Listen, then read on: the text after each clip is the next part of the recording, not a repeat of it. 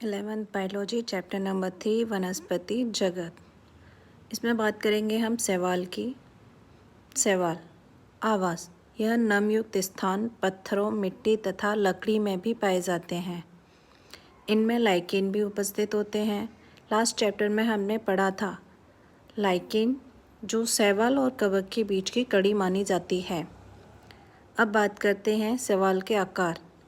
इनके माप तथा आकार में भिन्नता होती है। कुछ कॉलोनियों में कुछ तंतुमयी जैसे यूलोथ्रिक्स, स्पाइरोगायरा होते हैं। कुछ का आकार विशालकाय होता है। संरचना शैवाल कायिक, अलैंगिक तथा लैंगिक जनन करते हैं। कायिक जनन विखंडन विधि द्वारा होता है। हर खंड से थैलस बन जाता है। अलैंगिक प्रजनन बीजाणुओं द्वारा होता है जिसमें कशाभिका होती है और ये चलायन यानी कि एक स्थान से दूसरे स्थान गमन की क्रिया करते हैं। जनन में 2 युग्मक संकलित होते हैं। यह लैंगिक जनन में होता है। यह फ्लैजिला विहीन लेकिन समान माप वाले होते हैं।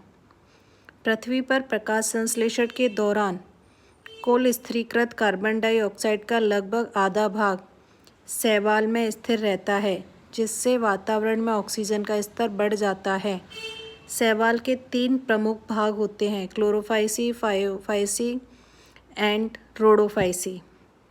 अब इसके शैवाल के फर्स्ट भाग यानी कि क्लोरोफाइसी के बारे में पढ़ेंगे। क्लोरोफाइसी आवास। क्लोरोफाइसी को हम हरा शैवाल भी कहते हैं। आवास यह नमी युक्त स्थानों पर पाए जाते हैं। आकार एक डिस्क प्लेट, जालिकाकार कप तथा सर्पिल आकार के होते हैं। इनमें क्लोरोफिल ए व बी पाया जाता है। आपको पता होगा क्लोरोफिल होता है जिसके कारण प्रकाश संश्लेषण की क्रिया होती है और क्लोरोफिल पत्तियों में पाया जाता है। क्लोरोफिल हरे रंग का होता है। क्लोरोफिल ए व बी दोनों ग्रीन कलर के होते हैं। इनका रंग हरा घास के समान होता है। इनमें एक से अधिक पायरिनॉइड स्टार्च होते हैं, यानी कि इनका जो खाना होता है वो स्टार्च के रूप में संग्रहित रहता है। हरे शैवाल में कठोर कोशिका भित्ति होती है जिसकी भीतरी सतह सेल्यूलोज की तथा बाह्य सतह पैक्टोज की बनी होती है। सेल्यूलोज जो होता है वो अंदर से मुलायम यानी कि एक जेली जैसी संरचना होती है और पैक्टोज एक कठोर बाह्य आवरण का निर्माण करता है। कायिक जनन प्राय तंतु के टूटने से होता है। अलैंगिक जूस्पोर व लैंगिक कोशिकाओं के द्वारा होता है। कोशिकाओं के द्वारा मतलब इनमें कोशिका विभाजन की क्रिया होती है। मियोसिस कोशिका विभाजन होता है जिससे नए केंद्रक का निर्माण होता है। नए केंद्रक के निर्माण से नए गुणसूत्रों और जीव द्रव्य का निर्माण होता है और एक नए सजीव की उत्पत्ति होती है। हम कोशिका विभाजन आगे के चैप्टरों में पढ़ेंगे। सेकेंड, रोडोफाइसी, इसको हम लाल शैवाल भी कहते हैं। आवास यह समुद्र के गर्म क्षेत्र में अधिक पाए जाते हैं। समुद्र तल में जहाँ प्रकाश अधिक होता है ये वहाँ पे भी पाए जाते हैं और जहाँ प्रकाश कम होता है ये वहाँ पे भी पाए जाते हैं। आकार बहुकोशिकीय होता है इनका आकार। संरचना इनकी रचना जटिल होती है। भोजन क्लोरोडियन स्टार्च के रूप में संचित रहता है। इनमें क्लोरोफिल ए व बी पाया जाता है। कायिक जनन विखंडन अलैंगिक जनन बीजाणुओं और लैंगिक जनन युग्मकों द्वारा होता है। फॉर एग्जाम्पल ग्रेसिलेरिया और पोरफायर।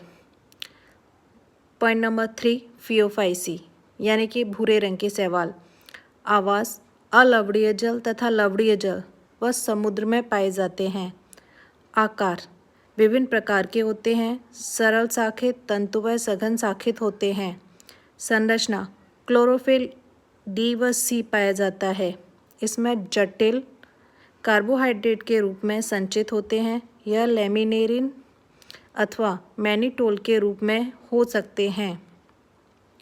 कायिक कोशिका में सेल्यूलोज की बनी होती हैं। बाह्य स्तर एल्जिन का बना होता है जो जिलेटिन का बना होता है। जिलेटिन जो होती है एक जेली जैसी संरचना हो जाती है जो बाउंस व स्मूथ होती है। प्रोटोप्लास्ट में केंद्रक व रसदानी होती है। व्रत तथा पानी से प्रकाश संश्लेषण की क्रिया होती है। कायिक विखंडन विधि द्वारा अलैंगिक जनन जूस्पोर्स, और जूस्पोर्स जो होते हैं उनका आकार नाशपाती के समान होता है। लैंगिक जनन युग्मकों के द्वारा होता है।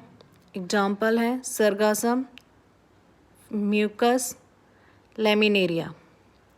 अब बात करते हैं ब्रायोफाइटा। ब्रायोफाइटा जो होता है एक पादपों का जगत होता है जिसका आवास ये नम, सीलन तथा छायादार स्थानों पर पाए जाते हैं। संरचना, इनकी रचना वास्तविक मूल तथा पत्ती नहीं होती है। यह इनके समान दिखती है पर वास्तविकता में इनकी संरचना इन तीनों चीज़ों में डिवाइड नहीं होती है। इनकी मुख्य काय अगुणित होती है। यह युग्मक उत्पन्न करते हैं, इसीलिए युग्मोद्भिद भी कहते हैं इन्हें। लैंगिक अंग बहुकोशिकीय होते हैं। नर लैंगिक अंग को पुधानी कहते हैं। मादा जनन अंग को स्त्रीधानी कहते हैं। फ्लास्क के आकार का होता है। स्त्रीधानी जो होता है वो आपके फ्लास्क के आकार का होता है जिसमें एक अंडा पाया जाता है। यह पुमंग को पानी में छोड़ दिया जाता है, यानी कि जब आपकी पुंधानी होती है वो मैच्योर हो जाती है, उसमें से आपके पुमंग होते हैं और वो पानी में वहन की क्रिया करते हैं और यह वहन की क्रिया करके स्त्रीधानी तक पहुंचते हैं।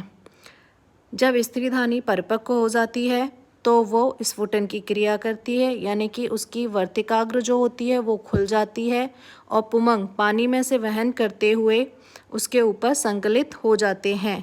जब ये दोनों अंडे और पुमंग संकलित होते हैं तब युग्मनज का निर्माण होता है और युग्मनज से भ्रूणपोष का और भ्रूणपोष से भ्रूण का निर्माण होता है। भ्रूण से एक नए सजीव की उत्पत्ति होती है।